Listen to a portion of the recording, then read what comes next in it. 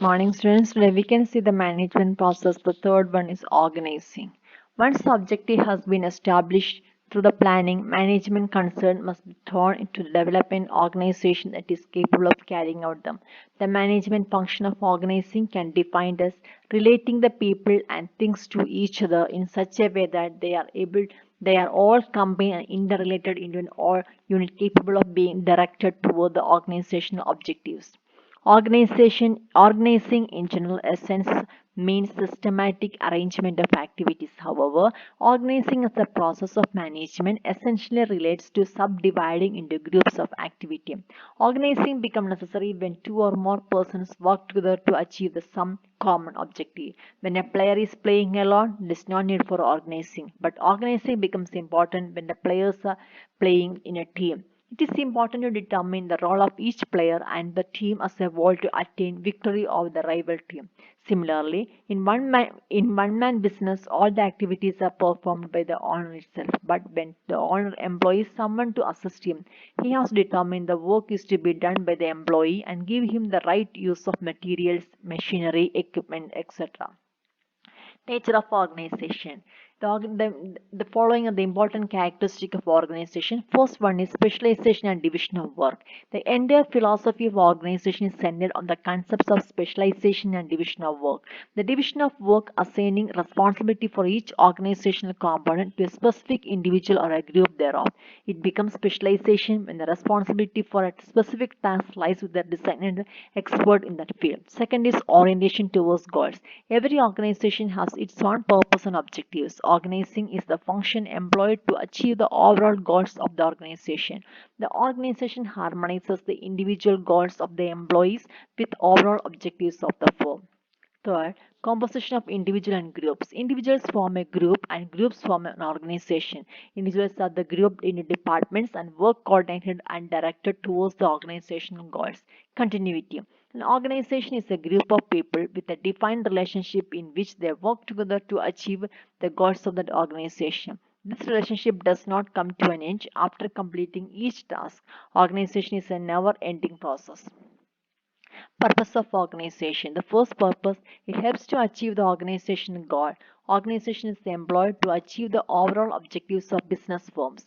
Organization focus on attention of individual objectives towards the overall objective. Second, optimum use of resources. To make the optimum use of resources, this means material, money, machine, and method. It is necessary to design the organization properly. The work should be divided and the right people should be given the right jobs to reduce the wastage of resources in an organization. To perform managerial function, planning, organizing, staffing, directing, controlling cannot be implemented without proper organization. Fourth one, it facilitates growth and diversification. A good organization structure is essential for expanding business activity. Organization structure determines the input resources needed for the expansion of business activity. Similarly, organization is essential for the product of diversification and establishing a new product. The fifth one, humane treatment of employees. Organization has to operate for the betterment of the employees and must not encourage monotony of work due to higher degree of specialization. Now, the organization has adapted the modern concept of systems approach based on human relations and it discards the traditional productivity and specialization approach. Steps in organizing. First one, determine activities to be performed to achieve the objectives of organization. Second, identification of major functions to which these activities relate. Third, grouping and subdividing the activities within each function on the basis of similarity or relatedness, establishing relationship among individuals and groups. Then there are formal and informal organizations. Formal organization lays down authority, responsibility, and work relationship. When people work together, they develop certain social and informal relationship. These social and informal relationship constitute the informal organization. Informal organization comes to being out of the desire of people to associate with one another. People associate in groups to gossip, to exchange information and views, to share difficulties and happiness. Informal organization consists of a groups of people who may work in the same department or in different departments of the organization. These informal groups are formed on the basis of emotional attachment, and purpose is to satisfy the needs which cannot be satisfied by the formal organization. The informal organization keeps its members informed of all matters affecting their job and positions in the organization. The members of informal organization informally elect someone as their leader and provide him the needed support. The informal leader does not have any formal authority. His authority depends upon campaign support of his group members. The organization structures: bureaucratic structure, functional structure, divisional structure, and mastic structure. Bureaucratic structure.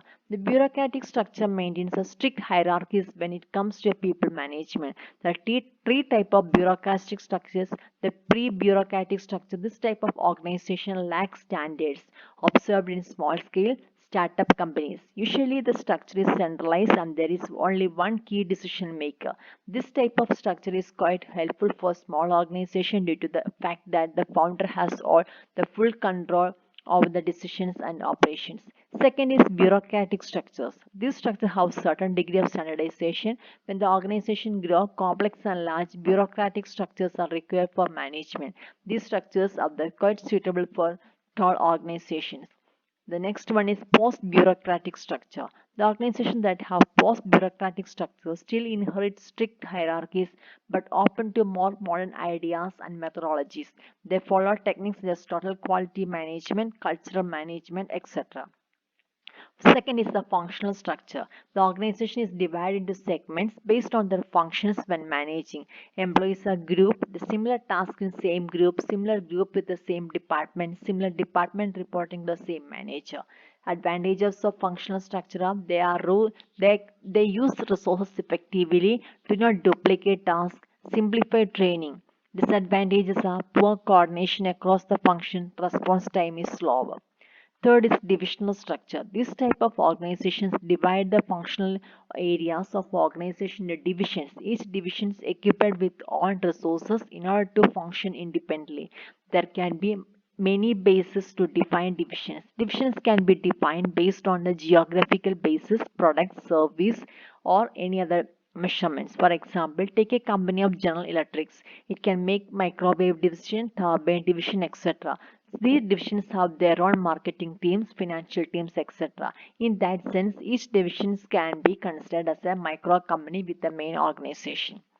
Advantages and disadvantages include: advantages are it works well because they allow a team to focus on a single product. Having its own leader, the division will receive the required resources. Common culture contribute high morale and better knowledge of the division. Disadvantage: competing divisions may cause politics instead of sound strategic thinking. Divisions can bring compartmentalization, which may lead to incompatibilities of the company's own products. The fourth one is matrix structure. When it comes to a matrix structure, the organization places an employees based on the functional product. Matrix structure gives the best of the both functional and divisional structures. The principles of organizing are: first one is the purpose. All organizations and each part of any undertaking should be expression of a purpose, either the explicit or implied. Authority and responsibility. Formal authority and responsibility must be continuous and equal.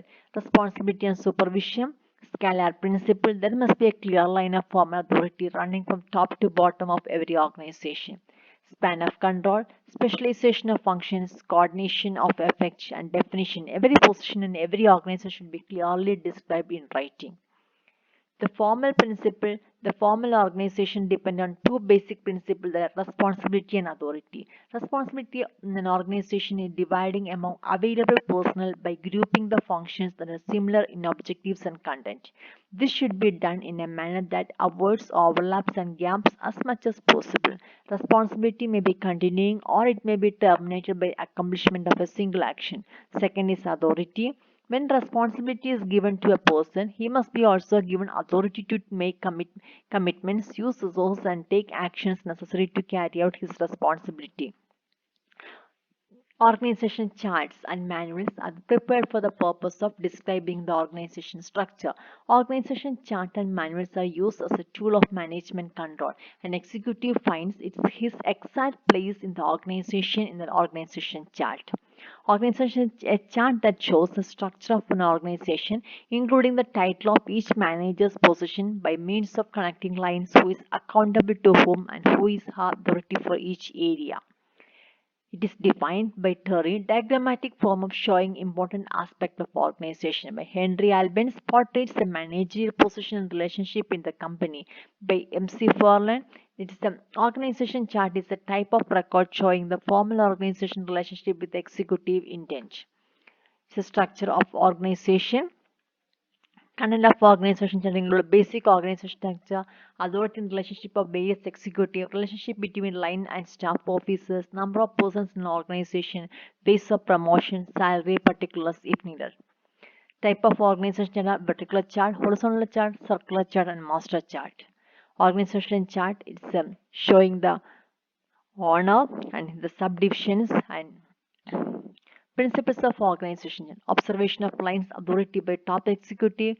Observation of lines authority by subordinates. Defining line of position. Non-assignment of same duty twice. Avoid unique concentrations. Organization chart should be above personality, simple and flexible. Advantages: it gives clear picture of organization in a simple way, shows level of authority, instructing work is simple, authoritative source of information, it improves communication both inward and outward, outsiders of the organization have a quick view. Limitations are most organization charts are just like photos taken of an instant, create more rigidity. If the charts are not correctly prepared, they will mislead interface. The words and lines used in the organization chart gives the different meaning to different people. So this is the multiple form of departmentalization.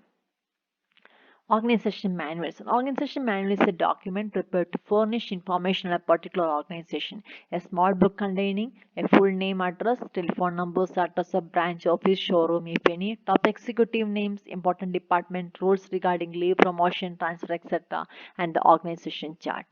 Advantage of organization manuals are the employees get clear picture of organization in a simple way. Blueprint rules, regulations are followed by the employee. Decisions taken by the management are given in an elaborate manner. Helps a new person to know about the organization. The organization conflicts are avoided. It increases goodwill with the outsiders of the organization. Disadvantages: the organization manuals are outdated soon. Human relationship defined in manuals may not be followed in practice. Much time is required to keep manuals up to date. In summary, organization chart and manuals are prepared for the purpose of describing organization structure. Organization chart and manuals are used as tools of management control. An organization chart is a type of record showing the formal organization relationship with executive intent. Organization chart improves communication both inward and outward. Thank you.